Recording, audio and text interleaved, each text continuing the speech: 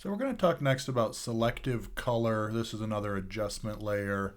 Lets you hone in on specific color families, targeting reds or yellows or blues or whatever, and then adjusting colors within that range.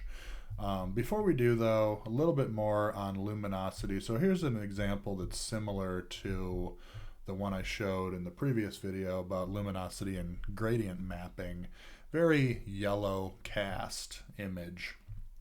And so with something like luminosity, I make an underlying layer. And in the last image, I just made it a solid color.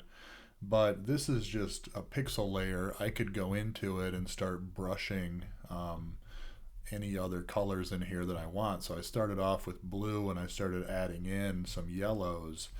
And then again, if I take this layer that's on top of that and change the blend mode to luminosity, the grayscale, light and dark information is retained from the overlaying image, but the color and saturation and hue, right? Hue, color, saturation information comes from the layer underneath the layer that has the luminosity blend mode on it.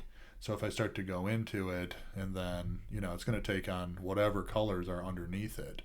So I could, for example, start painting with a brush, and let's say, and I got to be on the right layer and probably bump up my opacity because it's very low. But for a more dramatic change, I could start to get in and just manually color, whatever I wanted to. So for expressive reasons, expressive art making, this can be an interesting sort of way of working.